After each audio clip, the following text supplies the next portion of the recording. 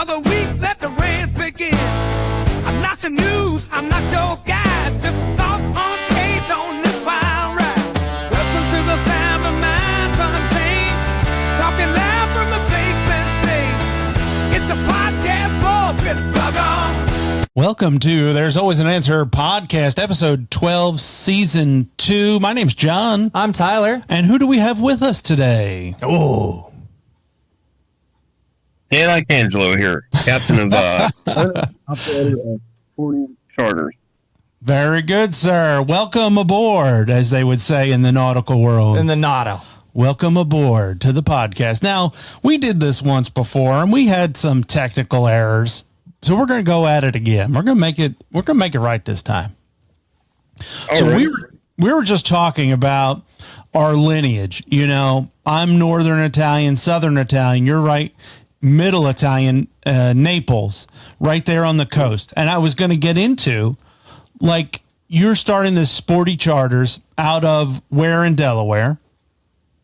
Southern Delaware, Sussex County. So we're based out of Indian River Inlet, Flip V7, Indian River Marina, which is state marina, and we are part of the official charter fleet. That's fantastic. That is cool. Yeah. But I just wondered, you know, is this something, because you're on the Naples coast there, that'd be the western coast of Italy, if I'm not mistaken. Is this something that, like, in your blood was calling you to the sea? You know what I mean? Buddy, I really couldn't even tell you. You know, everybody in recent family history emigrated over to Ellis Island and there? Moana. Yeah, look at you don't know where the end of the ocean ends, or whatever however that song goes. So anyway, I caught that. Yeah, I don't know. I don't know. My kid never really got into that. So. Oh, okay. Well, I feel like the ocean calls me sometimes. You know what I mean? Like, okay. I've gone out and done some sport fishing, and I just felt like I was Leo on the front of the boat. You know what I mean? Did you? I can't do it because I'm the king of the. My arm is messed up, but I'll do this arm out. I was the king of the world, just out there on the ocean, waves, sea spit. You know, the whole works. It's a beautiful thing, you know. And I felt at home. I've never been to the sea. Oh, really? I've never. Oh, it's phenomenal. When that smell hits you, when you come up to the ocean, you get within like a mile of the ocean, and that sea smell hits you. Oh, it's nothing like it. Yeah, I've never been to a beach. Nothing. Wow. I have been to a beach. I would love to. It's on the list, and I have plans or goals, I should say. But yeah, that's wonderful. Now, I do this for a living, and you know, so I'm out there on the water just about every day, and I feel the same way. The sea calls me, but it usually probably calls me a lot of bad things. How long have you been doing this now? So I've been full-time on the water since 2014. Started out commercial fishing. nice. 2014, yeah, or I think it was the very end of 2013. And then, so I started fishing for hire beginning of 2014. Started out commercial fishing, bounced around a little bit, wound up doing the party boat thing for about 3 years straight. Worked my way up. Got into some boats. Yeah, I was gonna say, can you expand on that? What is a party boat? So party boat, a lot of people think it's, you know, going out there and partying and drinking and stuff, but party boat is essentially the same thing as a head boat. What's a head boat? Yeah, you have lost me again, sir. So Can I purchase tickets? Oh, yes, you can. Yes, you can. Yeah, you can purchase tickets. And you can go as just yourself. You can go as a party of 5, 10, however many the boat holds. So you might be out there with 25 other people that you've never met before. And that's why they call it a party boat or a head boat. They take large parties or they take people by the head. Okay, you know, that makes sense. And so that's, you know, something that I got into. I did that for a few years. Great stepping stone, great opportunity. You know, and I was able to expand on that work on some licensing, some sea time, and then I made my way into the away from the for hire fishing and into the marine construction and dredging world. And with that being said, I'm able to work part of the year, do a couple weeks at a time, and then come home and then fish. So I never stop working. I'm never not on the water. It just depends on where I'm at, what boat I'm on, what I'm doing.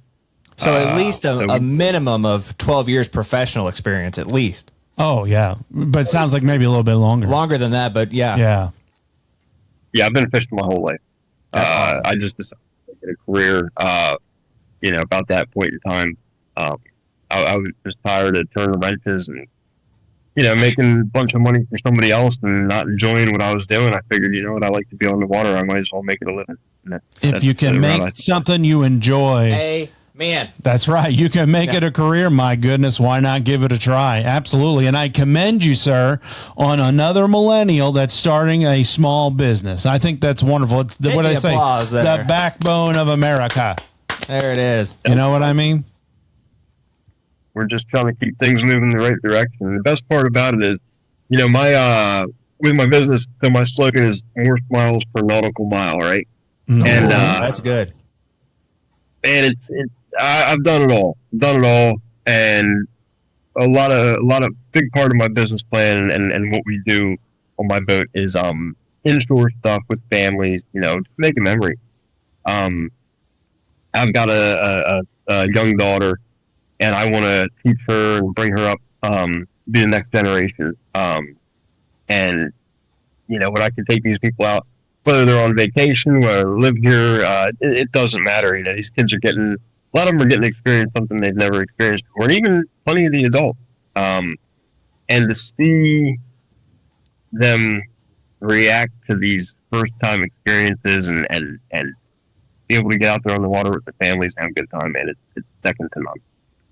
That's fantastic. In this world that we're in right now, people, we've talked about this previously, they're trying to connect with other people more, nature more, and this is something that you get back to nature. I mean, the ocean there's nothing like it. You know what I mean? You're on the ocean, you feel the waves, the breeze, and you're just one. You and the ocean are there. You know what I mean? You're out there to catch your food for the day. Yeah. It's just something that it's real. It's raw. And it's in your face. You know what I mean? Right there. It's right there. Yeah. And I think people are really trying to get back to that. We were talking about AI earlier today. Oh, boy, they are messing up. Oh, my gosh. I tell you what, on your boat, you were telling us previously that you've designed this boat from stem to stern. Is that the proper term? I've tried to get nautical with it. You know what I mean? And this is 100% your boat. Besides, I think you said you had to pick up the hull, right? Maybe do you want to give us a little background on that? Yeah. So the Sporty is built, designed and built essentially by me from a bare hull.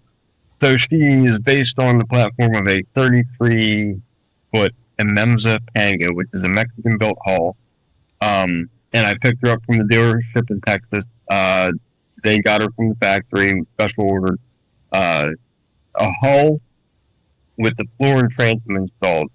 And everything else was either designed, built, or installed by me or, someone, say my fabricator. I did a lot of the design work and template work, blueprinting, all that stuff for the pilot house, for the enclosure for the fuel tank, which houses the a bunch of other things storage wise, and so I did all that sort of stuff. And then I had my fabricator stitch it all together. Amazing fabricator. Kid does great work. He came up about the same time I did when I was working on the party boats and stuff. He was a little bit younger. He was a dockhand, and he wound up kind of picking that path in life to start doing the welding and everything else. And we reconnected, and he does amazing work. And now he's working on some of the biggest name sport fishing boats in the world doing their metal fabrication stuff. So, how cool is that? How long did the whole design process or the thinking of it go on, Dan? How long had these plans? This is what I want on my boat. How long have you been dream building this boat before you made it a reality? I've been dream building it for a few years, and then when I finally decided to pull the trigger, it took me about 2 years to get everything put together, and everything came to fruition and get her in the water. But part of that time was also downtime due to me being away from home. I mentioned about doing all the other sort of work with boats. So I get called out of town. Sometimes I can be gone for a month, 2 weeks, 8 months. It just all depends. So that kind of kept things back a little bit. But it was about 2 years from the point where I ordered the hull to when she was built to where I was able to get her and finish fabricating everything, or finish fabricating, fitting, and installing everything and get her in the water. There's a lot that goes into it, And oh my gosh, I can imagine. That do it from scratch completely, from a mold where they lay the glass. It's a labor of love, You take years of your life. No doubt. I think it becomes, it's not a hobby really at that point, is it? It's like, this is a dream and I'm going to make it a reality, and it's not, I'm just doing this for fun or leisure anymore. Right. You've got your picture of your family on one side of the wall, and then you have a picture of your ship on the other. Yeah. Right. They're right next to each other. Yeah, exactly. That's how that works. Now, what was it, I guess, that like off-shelf stuff, what wasn't there ship-wise that you put into your ship? You know what I mean? Like, what specific gap in existing boats kind of made you draw up your own blueprints instead of buying off the shelf? Is, I guess, the way I want to put that. Well, she was kind of purpose-built for my business plan. So, a lot of what I've done in years past is, like I said, party boat for hire stuff and bigger boats and stuff. And, I really wanted to gear this business toward inshore, shorter trips, family stuff. So it's a good, solid platform for the bay and the inshore water. I can take her offshore too, and that was the other thing. She was able to do double duty for when I wanted to go by myself and do my own thing offshore. But for as far as the business is concerned, she's a very solid, efficient platform to be able to get people out there and do the kind of fishing that we're doing. As inshore, let's just say flounder fishing, spot fishing, rock fishing, and then I also did a few things. I added a hauler, a hydraulic hauler, so I can do some lobster charters. Something very cool. Area. A lot of people don't even know we have lobster. So I've got a license, a permit to the state to be able to harvest these things. So, if I can take people out and let them experience that little part of my world, something they would never see in a million years unless they traveled to Maine, then why not? It's such a cool experience, and it's something that I take for granted because I can do it all the time.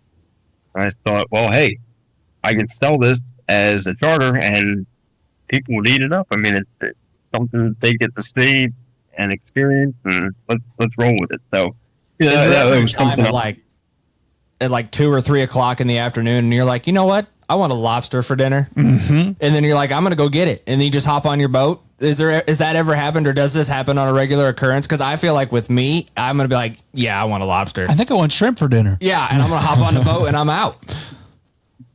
That happens with just about everything. So, I might say, hey, I want to go catch a flounder and have that for dinner, or I might want to go grab a lobster.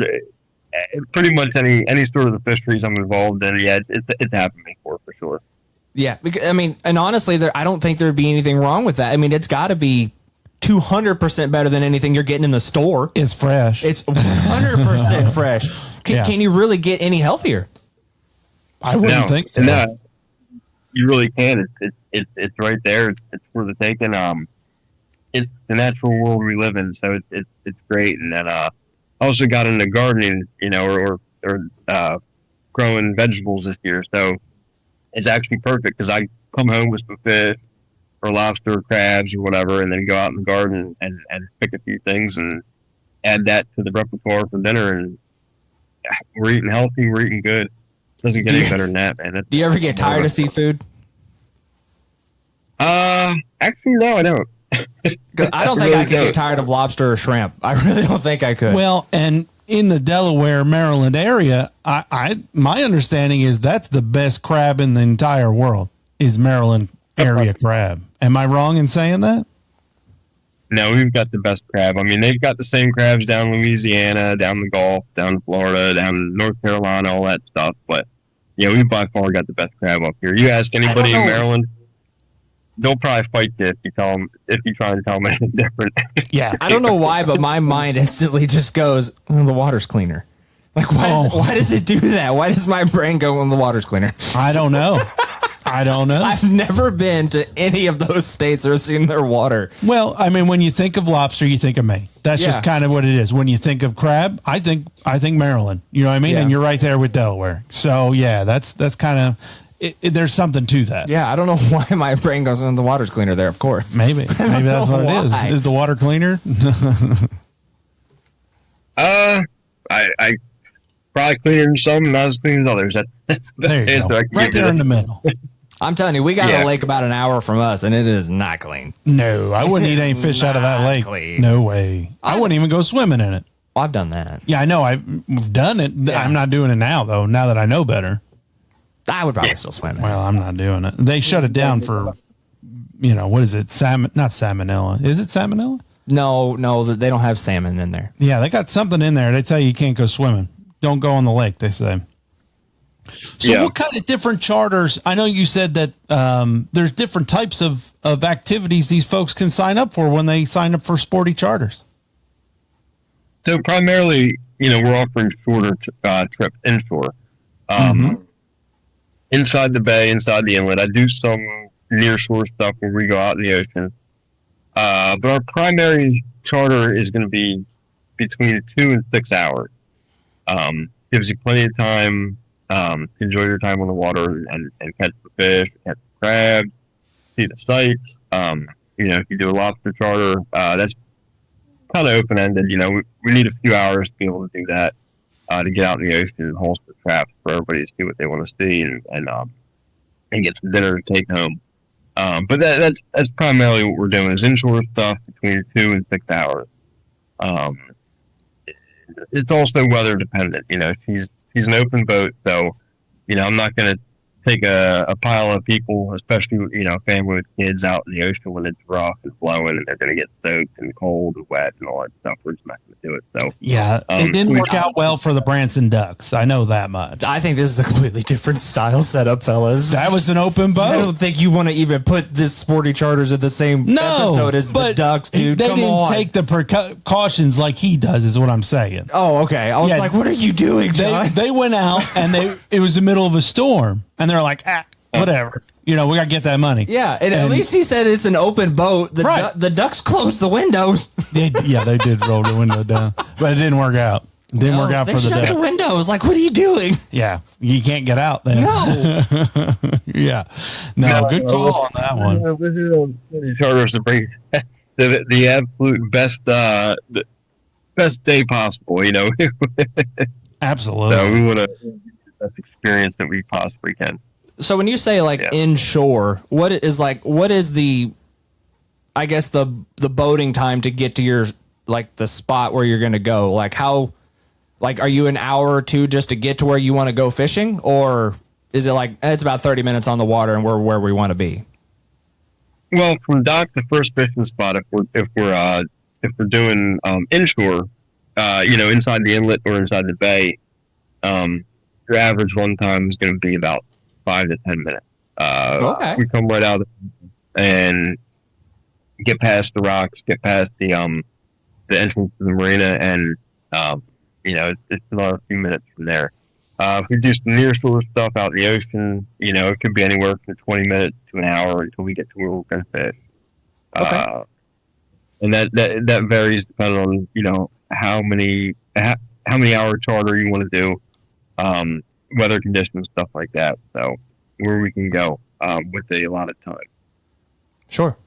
How territorial our other captains about fishing spots. You know what I mean? Like, that's my fishing spot. That's my secret place kind of thing. I know they are at the lake and stuff like that. They're like, stay away from I'm fishing here, buddy. I'll fight them for you, Dan. You say when. I'll fight them, buddy.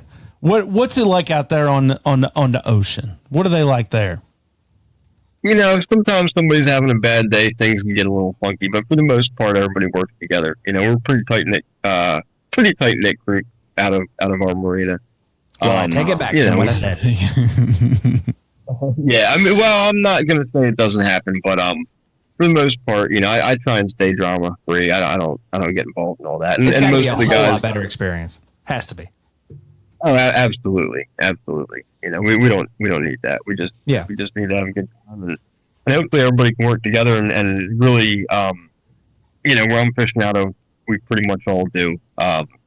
There's no room for that on our dock. Everybody's trying to make a living and trying to give their customers the best experience possible, and we all understand that. Sometimes there's a little bit of rivalry or some busting chops and stuff like that. But other than that, now it's pretty docile.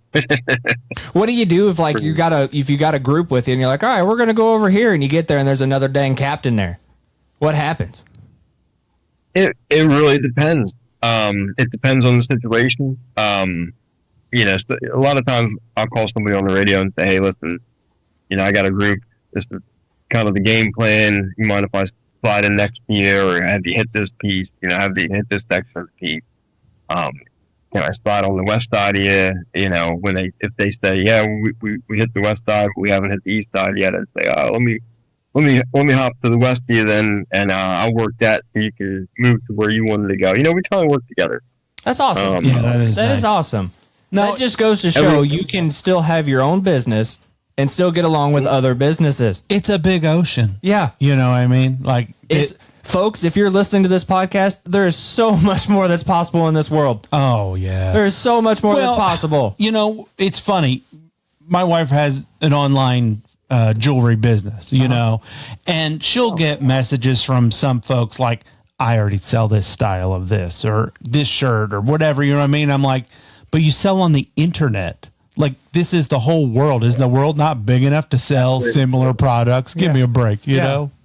It's funny how people think, though. Yeah. Like, you didn't invent it, but you're doing it now, so nobody else can do it. There's a story that's pretty recent with something like that. A lady had posted another lady's recipe on TikTok of some type of cake or cake pop, and she got it out of a recipe book. Right. Well, that creator went all after her, who originally put it in the book, and went all. Did you see this story? No. She went all after her. Just trashed her online and everything. And that girl made a video about it. And she's like, "I'm sorry, I didn't know," and posted a whole deal. And she was like clearly upset. The whole internet community sided with this lady and was like, "You don't own that recipe." That's a fact. And she tanked the other business. Well. And she was like, well, I have it copyrighted. They're like, you have the book copyrighted. Yep. You don't have the single recipe copyrighted. There's no such thing. You can't copyright a recipe. They shut her down. Yep. And I think she is no longer in the cake business. You can literally take that page out of that book, word for word, put it in your own book. Yeah. There's no such thing as a copyrighted recipe. Yeah. That's a fact. They shut her down. And I can tell you, Glenn. Everybody came together on the internet taught me that one. Yeah, I had no idea. Go ahead. Yeah, it's wild. But people get so possessive over stuff. It's so bizarre. They really so do. Bizarre. So is there certain areas that no one is allowed to fish? Like, this is like flounder breeding ground right here, so we don't touch that. Or this is like a nature preserve thing. Like a nature preserve. I've heard about it like out on the West Coast, and they say like the fishing has quadrupled, supply and whatever. I didn't know if that was a universal thing or if it's just like a courtesy thing to the fish so that everybody benefits. Is there anything like that? No, we don't have anything like that out here. We have seasons, sizes, creel limits, stuff like that. But we don't have any closed areas that I'm aware of anywhere near here for our finfish. We do have some closed areas for our shellfish, and that's just basically so people don't get sick. During certain times of year, you can have decreased water quality, in certain parts of the bay, and they will shut those areas down, or they have areas that are shut down pretty much completely all the time for our shellfish fisheries. But other than that, now we're pretty much wide open. What they do is not be a problem with limit. You know what I mean? Like I think that was the deal, is getting overfished out on the West Coast. Too many people doing it, and they had to shut down the breeding grounds, you know? So it sounds like on the East Coast, things are not getting overfished quite yet. No. I mean, you'll hear some people say things, you know, different, but for the most part, no, we don't really have many problems. The big part is we'll have closed seasons when it's say the spawning season for, say, a tautog or a rockfish or something like that, where we won't be able to keep the fish between, say, like this month and this month. That's the extent of the closures that we have. The West Coast is kind of weird. They're managed. I agree with that. Yeah. Well, yeah, they're weird in general, but they manage things a bit differently out there. And hey, it seems to work for them, but you know, as far as the East Coast and our area is concerned, no, we don't have any specific closed areas for the fisheries that Sporty Charters is involved in. It may just change, you know, in different portions of the season. We might not be able to catch this fish or that fish, you know, or I'm sorry, not catch this fish or that fish in particular during certain points in the year. But you know, we stay on top of all these things, on all the rules and regulations. So we operate on the good side of the law. We're not doing any outlaw stuff. So you know what? If you catch a big dog and she's out of season, so be it. We got to send her back.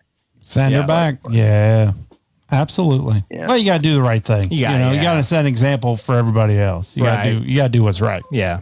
Yeah, that's cool. Well, you don't want to risk your business. No, it doesn't sound like it's something you'd want to do. I know there's people I'm sure that do, but to me, it ain't worth it. I'm sure you're the same way. It ain't worth it. Yeah. Yeah, absolutely. It's not worth it. At the end of the day. So. Yeah. We do. So let's say, you know, this new fella comes on your dock and he comes up and says, Captain Dan, Lieutenant Dan, what is the secret? You've been doing it for 13, 14 years. You're a pro. You've got your own business. What are some things that I'm going to start? I'm going to start my own boat. You know what I mean? I want to start my own thing. What's something lesson you learned maybe the hard way, or something you would have done different to teach this new generation that's going to come up after you? That may be the best question you've ever had, fella. Oh, thanks. I'd tell them go stay in school, become an investment banker. Stay off my waters. yeah, no, it's a labor of love. And it's a great thing to be involved in, but man, the longer you do it, the harder it gets. You know, it's tough on your body. But all jokes aside, you know, if somebody was asking me for advice, you know, I'd say just put your time in. Get off the internet. Don't involve yourself in doc drama and whatever else. You know, and just pay attention. You have 2 ears and one mouth for a reason, right? So you use them proportionally. Brother, amen. So go walk, go hop on a boat, you know, and just start learning. Knowledge is power in this world. So you got to start from the bottom. If you think you're going to jump in and just be top level right off the bat, no, there's a lot to learn. There's so much to learn. Oh gosh, you got to be a student of the game for a while, I would think. But Captain Dan, I'm new guy, Gen Z coming up, and I got daddy's money in my pocket, and I've watched every season of Deadliest Catch. What am I missing? I can't say those words on the podcast because it's probably family. I mark it not for kids, Dan, if you want. You know, you learn it as you go, I'm sure. And that show, how much of that is dramatized? Like what is that versus? I know it's a different situation. You know, they're up in Alaska. I bet to say 8 out of 10, right? Well, I'm sorry. What was that? So how accurate is like the deadliest catch? Is it just complete baloney, dramatized, or is it like kind of accurate? I've never been involved in that West Coast fishery, or the crab fishery or anything like that over there. So I can say a lot of the stuff as far as their daily fishing routine and some of the stuff that they do, with hauling and the pots and the weather and stuff. Yeah, that's legit. But they add a lot of drama for the show because they have to keep it interesting. So yeah, exactly. You got to keep it interesting for television. So you got shows like Wicked Tuna and a few others where they just add a bunch of crap to it. Just to I knew somebody with that nickname. People just more interested in what's going on. Everybody loves drama, right? So, but right. So I'd say it's probably there's a lot of extra crap peppered in there that doesn't necessarily happen in the real world. But it seems to be the same with a lot of that stuff. Landman, we had the friend on with who was in the oil field for quite a while. Yep. And, he pointed out, he was like, when that big scene in Landman happened, they weren't even turning the socket the right way. Right. They're like, no wonder it blew up. I noticed the same thing. Actually, I'm not even a landman or work the pipeline, but I knew he was turning it the wrong way. Yeah, they were going the wrong way. No wonder it went boom. He was lefty tighty. Yeah. Backwards thread. I remember there was a cigarette advertisement in a magazine years ago, and it was the background picture was like a guy fishing, right, and he was holding a spinning reel upside down. It's the same thing. So, there's no real world application here. It's just like, hey, the photographer said, hey, hold this. And this guy's never held it. Yeah. So this charter, is it something that's running all year round, or is this a seasonal? Like, is there winter fish? Is there summer? You know what I mean? Like, that thought popped in my mind earlier. What do you do in the wintertime? Yeah. So the wintertime, so this charter, my business, is primarily for the summertime. We'll do some fishing in the spring. We'll do some fishing in the fall. I'm sorry. But our primary time of operation is stay from June to the end of August, beginning of June to end of August. The boat's in the water and we're available for charter before and after that, by all means. But that is our prime time. That's our busy time. Everybody starts.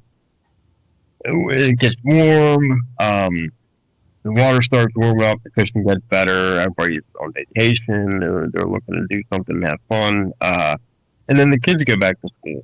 So that's when we'll have trips that are more serious guys and they want to get out and they know, okay, well, it's tail and the flounders and they're going to get rocked up over here, so we better go hop on a boat and go get them. But it starts to slow down. And then by December, my boat's out of the water and I'm probably out of town working and running a crew boat for reconstruction or dredging or whatever. But and that happens in between, in the middle of summertime too. I can get called out of town and have to go for 2 weeks, and I got to put everything on hold. And then when I come back, I'm able to book trips. So it varies. Every year is different. Fly by the seat of my pants. It's a lot of seats. But that's as far that's our primary time of operation. Yeah. So you've mentioned a couple times you may get called out for X amount of time period. What is like the timeline that they give you? Like, do they call you like 9 o'clock in the morning? They're like, hey, 4 o'clock this afternoon, we're leaving. You're gone for 4 months. I usually have a couple days at least notice. Okay. So yeah, usually at least a couple days. Even better, I get a week or two. But I would have to have that. Things happen quick. Yeah, well, I've gotten used to it. Yeah. I have anxiety like crazy. Like if someone was like, hey, in 2 days we're leaving, you're gone for 8 months, I'm like, I just blew up. Yeah. No, yeah. You never know. Something could pop. Yeah. You gotta go. On your ship, how long of a time can you be out on the water? Like how much do you have fuel for? Like is this something you can go out? Fantastic question. Yeah, how long can you go out? Like is this okay, I'm at my 4 hours, I gotta get 4 hours back, you know what I mean? Or how does that work? You're talking about on my business on the Sporty. So she's got plenty enough fuel to do anything as far as my charters are concerned. I can operate 24 hours straight and not have to worry about anything. I could operate longer than that, actually. But, Coast Guard, as a licensed captain, I can't operate 24 hours straight. But if I was doing back-to-back trips, say I had let's say I had 3 4-hour trips back-to-back, which is legally what I'm allowed to do is 12 hours in a day. Okay. That answers my question. I could do that without refueling, no problem. Yeah, he's ready to rock and roll. So is this a diesel or is this a gas or what are you running on this boat? Oh, okay. So about the boat, yes. We talked about a bunch of other stuff, but yeah, so I mentioned that she's a 33-foot Imemza Panga, and she's powered by a 250 horsepower Suzuki outboard engine. Brand new, I think she's got 68 hours on her by now. Okay. Gasoline powered. He has more than enough juice to get everybody where they're going plenty fast. We're doing normally it's all weather dependent. If it's rough out, I'll dial her back a little bit, but we're cruising. We'll be doing 25 knots. Get you there quick and comfortable and safe. And we also have all necessary safety equipment and some stuff that's not even necessary or required, but by the Coast Guard. But I've got it on the boat anyway, just because I thought that it was important to the safety and well-being of my client. Another thing that some boats don't have, but you want it on your boat. I'm sorry. Come back on that? I said another thing where, other boats didn't have it, but you wanted it on your boat, kind of thing with certain safety equipment. Correct. Yeah, it's not required industry, or by the governing, by the Coast Guard, who oversees our industry. But I just said, hey, you know what? I think this is it's good to have. I'm going to put it on there. I'll spend the extra money, even though it's not required. So yeah, heck yeah, little better safe than sorry kind of attitude there. I think. Well, and as a consumer or somebody interested in the product, that's got to make you feel. Yeah, you're feeling a better. Lot easier about the whole potential. If you're concerned or have a fear of water. Yeah, and a lot of people do. They do. Yeah. Water. I mean, a lot of these people don't even have a clue what any of this stuff is, but I've got it. Yeah. As if I need. Then we've got it. Yeah, so. I'm only familiar with a life jacket, so that's all I know. Well, we've got it. We've got all our Type 1 life jackets. We've got an E-Perm, which is one of the things that I was talking about. It's for what we're doing, it's not required, but it's there. And it's extra peace of mind. It's one more thing that if something goes south, which things can go bad quick on the water. I mean, things can go bad real quick. I've heard several horror stories, but so I'd rather be safe than sorry. I'd rather be prepared and have every tool available to me that I possibly can, even if even if the Coast Guard doesn't say I have to have it. Oh, that's cool, but I'm gonna have it. So that's how I operate. I transport folks all around town here, all over the county, and you're in the auto business, and folks, when they meet you and they see a friendly face, they like to overshare sometimes. People do. Or even just share like everything. Yeah. You know what I mean? Sometimes I'm like, I just need your VIN number. How is that are you like basically like the taxi cab driver of the ocean? Like they just unload their whole story on you? I would love to hear some stories. Yeah. And if they do, what's the best one you've heard? Man, we're going back. We're talking. There's a lot of volume there. I can't even. You put me on the spot. I can't even think of the best one right now. Or we'll wait. I'm ready. Like I said before, this is a family friendly podcast. I can't even repeat it. Now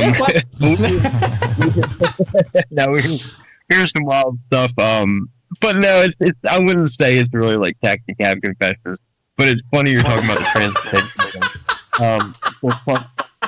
I'll tell you what, in my job, sometimes it feels like it is. I'm like, oh, I didn't need to know that. No. Yeah.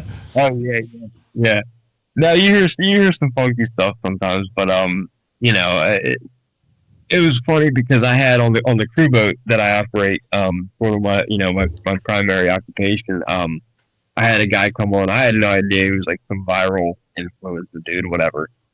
Ooh. I just heard he was a guest taken out there, right? And so he's doing this little interview with me, and he asked me, to sum up my job, and I just said, man, I'm an aquatic bus driver. That's exactly right. I like it. And it kind of, it's kind of the same thing on the charter boat. I'm an aquatic bus driver. I'm transporting these people to the fishing ground. And I do get to hear some cool stories, and I get to experience a lot of different, walks of life, different people from all over the place. And I just had a charter the other day. They were off to Colorado, so we get to kind of pick each other's brains and get to know each other over the course of the time that they're on the boat. And you never know what the conversation is going to turn into, or what the subject matter is going to be. Yeah, right. When you're out on the water and no one else is listening, people aren't as inhibited with their conversation. Yeah. And you may not be able to say or anything, but have you had anybody famous that you can talk about on your boat or charter service, anything like that, even the crew or party boat or anything like that? Have you had a real big celebrity or anything that you remember that experience? Famous people? No, not yet. Not yet. No, I haven't had anybody famous on the boat yet. No. I'm so excited for when it does happen. I'm ready for the stories. Yeah, absolutely. And when that's the first question I asked, like, you had these folks that just were from Colorado. Well, why are you in Delaware and not on the West Coast? What, Wayne, what brought you here, kind of thing? So, I mean, I'm already juicing for the info. You're, you know what I mean? Yeah, I'm already invested in their life history. I'm going to need their Facebooks, their Instagrams. I need to know. Yeah. Oh, I'm always asking, and I fish. Like I'm always asking. Like, so does Dan. If they're quiet, I'm like, oh, so we got big plans for the weekend. What, you seen any good shows lately? I mean, I'm always just give me more of your story. You're the oversharer. No, I don't overshare. I want them to overshare. So I've got content for my show. I just need your VIN number. Sorry, this is a Wendy's. You say that too, because my deckhand, he's kind of green. This is today was his second time, working deck on a charter and stuff. He's a young kid, so he'll figure it out. He's doing great, but I keep telling him, I'm like, hey man, listen, you got to start talking to these people. You gotta get the gift of gab, because in this world it's huge. So it's all about your bedside manner, right? Sure. Right. Customer service. We were talking about customer service earlier. We sure were. Yeah. Especially when the fishing's slow. I mean, you could have slow fishing and people, you see the mood turn down and people get quiet. So somebody's got to bring it up, to the next level. So, a big part of being a deckhand is, and a captain on a charter boat is being able to talk to people and, keep them engaged, keep them having a good time. The fish, you can't always control the weather or the fishing, right? So you can't always make you can do your best. You can do everything you possibly can to make their day the best possible. And sometimes that just involves keeping everybody engaged, having a good time, a good banter, a good conversation. Just to lighten the mood or just to add to the day. So it's a big part of it. So no, I agree with you. Like you were saying about the talking to folks, doing what you're doing, it is a big part of what I'm doing as well. Yeah, it would have to be. Well, one of my favorite movies of all time is Jaws, which, thank you for the birthday gift, by the way. I got Jaws on Laserdisc from this fellow right here, but it literally is one of my favorite movies. I could go every day and watch that movie. Have you watched it yet? No, I haven't watched that one yet. I haven't yet. But one of my favorite scenes in that movie is Quint. He is the old school shark fisherman, and one of my favorite scenes in that whole thing is they're not even fishing. It's just Quint talking in the, they're in the quarters of the boat. And he's just talking about these fish and how they're describing the eyes of a shark and how they roll in the back of their head right before they rip your face off and stuff. It's not even the fishing and the excitement of hunting Jaws. My favorite scene is just him talking about it, Huh. I don't know. Yeah. So it is such a big part of storytelling and the adventure. Like, even if you don't catch 10 fish, like you told them a fantastic story, entertained them for a few hours or whatever. It's the whole experience. Yeah. It makes a big difference to people. So it is far. And one of the things too, sometimes we take this stuff for granted, right? So I get to see the sunrise and the sunset more than the majority of the people that live in this world. I get to see dolphins, I get to see whales, I get to see turtles, and all the stuff in the natural world that most people never get to experience. So for me, sometimes like, oh, look, it's another dolphin, or I'm up before the sun. What the hell, I'm tired. But for these folks, this might be a once in a lifetime experience, or might be their first dolphin or first whale. Exactly. So you always gotta have it in the back of your head. It could potentially be a special opportunity for them, and you got to make the best of it. And that's what it's all about. I mean, that's you almost have to like put your mindset as like a child for the first time, seeing like a certain cool experience. Right. And really kind of set the quote unquote set the vibe. Right. It's like the first time you ever played Mario Kart. You know what I mean? Like you never will get that experience again. Yeah. I watched the making of the Odyssey.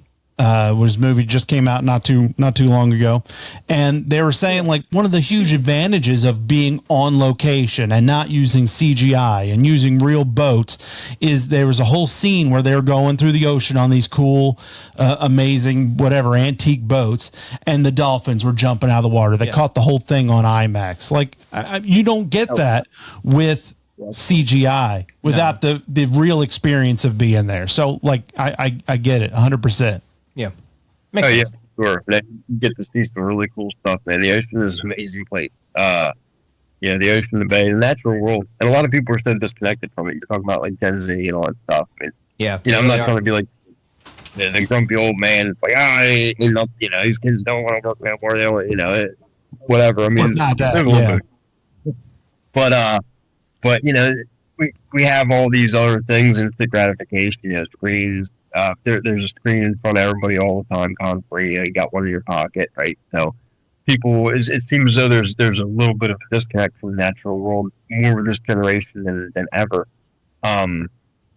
So I like to see and help facilitate folks get back to that. Absolutely. So if it's not about filling the box of fish, or if the fishing slow, it's like, hey, let's go check this out. I have a lot of knowledge to share, and I like to share it. So I might just get to talking about, hey, the local history or this fishery or that fishery, and going back to the whole thing of I kind of become jaded by it, but I have to reset my brain and realize that these folks probably haven't ever experienced it. So let me let them experience it. Let me help them. And it makes for a more fun day. It sounds like a wholesome experience for anybody debating or wanting to do something along these lines. If they wanted to, Dan, where can they find you? Do you have Facebook? You got TikToks, Instagram? What we got? No, I fish for a living, right? So I'm not necessarily the best tech guy, but I've been able to muddle my way through it and set up a Facebook page, and that's Sporty Charters. Sporty Charters on Facebook, and we've got Sporty Charters LLC. Oh God, I'm drawing a brain fart. I'm sorry. At gmail.com. At Gmail. I'm gonna pull it up here. Yeah, no, and you're in. Is it Rehoboth Beach? Where are you in Delaware? So I guess the technical address would be considered Rehoboth Beach, Delaware, but it's Indian River Marina. It's a state-run marina, and we're in split B7.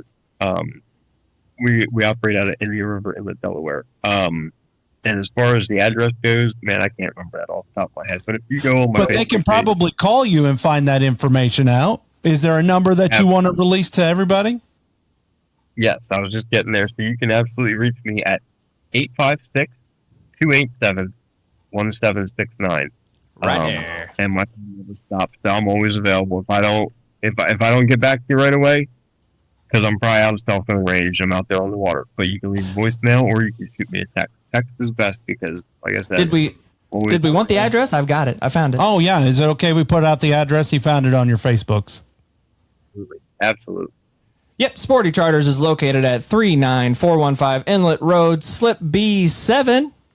Slip B7, we said that. Slip yeah, B7. How wonderful. So, and if they can't reach you on phone, you said the text is okay. If they need more information, do you want to go ahead and tell them your social and your mom's maiden name for everybody? I mean, yeah, but it won't help them. You know, like the man just talked about building a whole boat from the bottom up. But no, we've also got I've got a website, and I just have to do a little bit of touching up, and then she'll be ready to go. So I haven't published her yet. Oh, okay. But yeah, that's going to be sportycharters.com.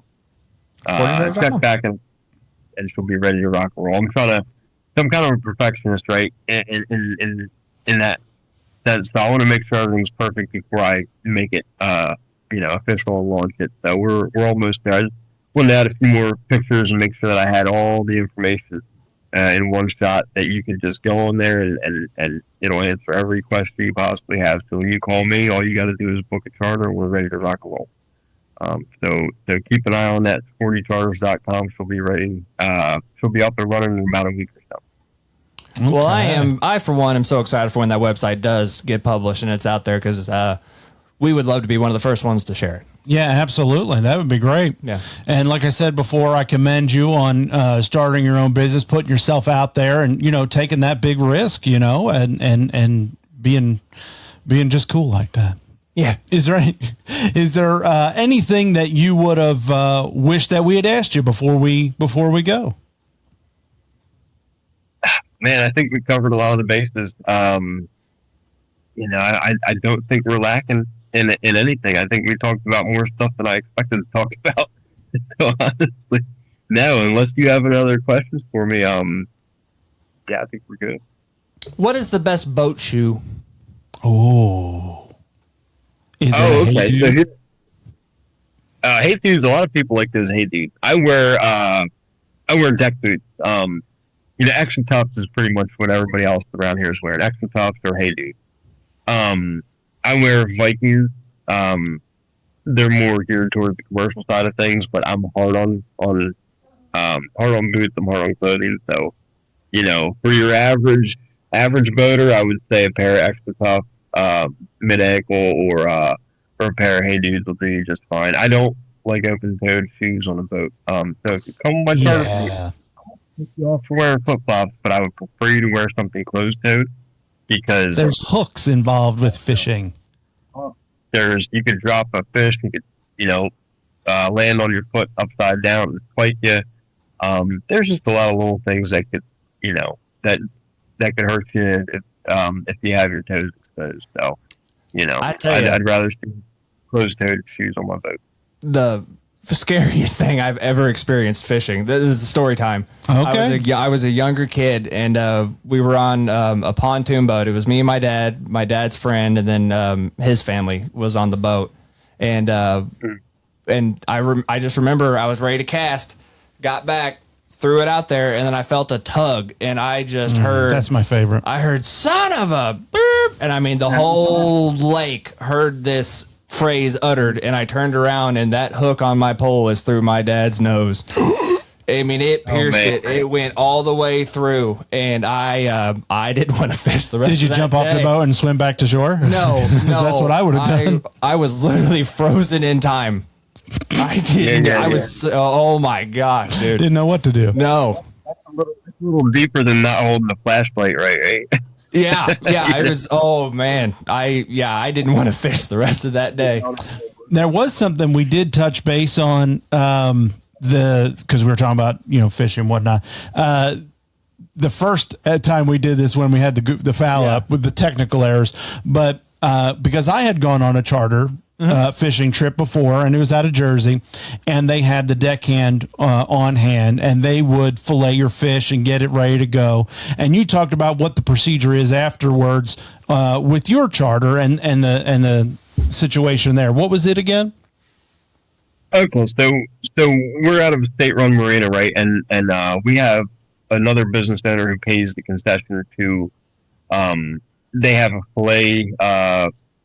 Basically, part of their business, they have the was the bait and tackle shop.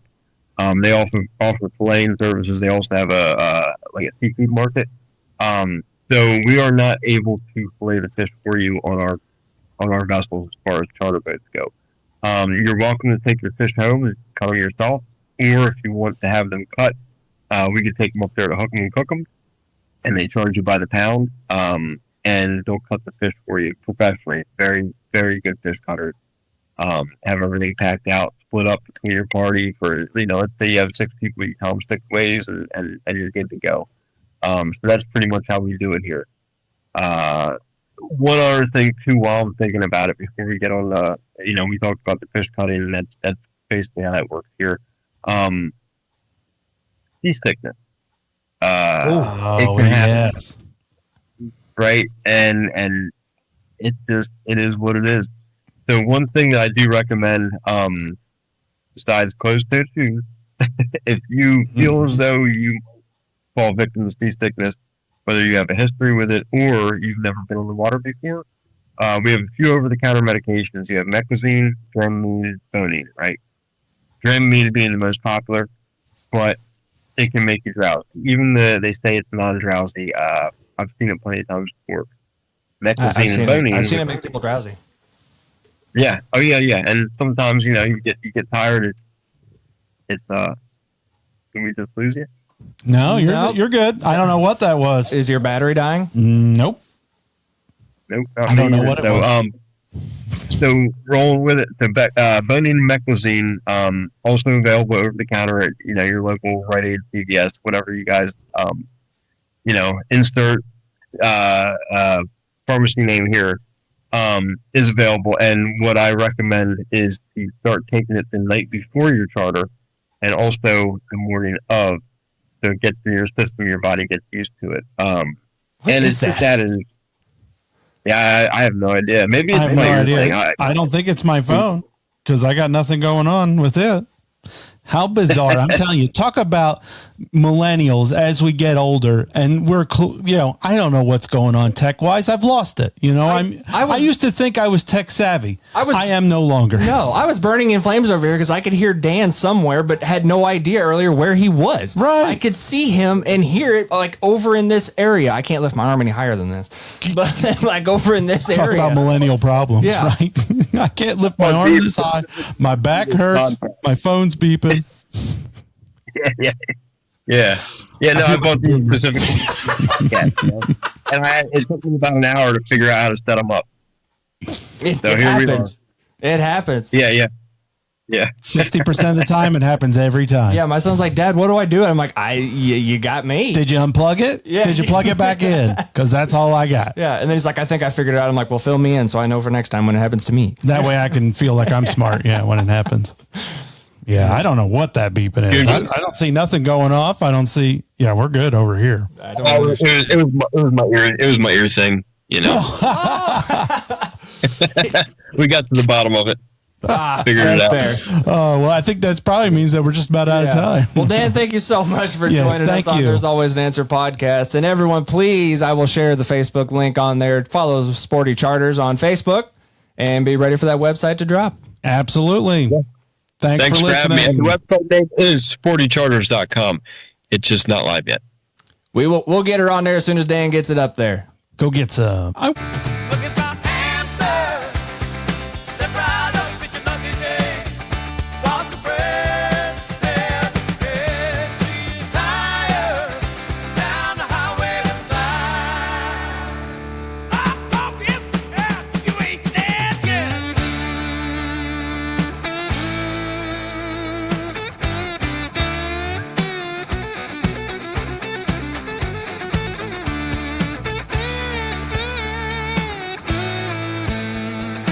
Wonder what Captain Phillips is doing right now. Dan, what's Captain Phillips doing? That guy, I don't know. I have no idea. He's probably just enjoying retirement. That guy. Back out. I don't know. He's staying away from the Pirates. Yeah. Yeah, I don't blame him. Otherwise. I would too. Yeah, I would. I would. Yeah. Look at me. I'm the captain now. I'm the captain now. The captain now, and that's the episode. Yeah. Dan, you the captain now. Ew. Oh, man, I can see my bald spot. That's terrible.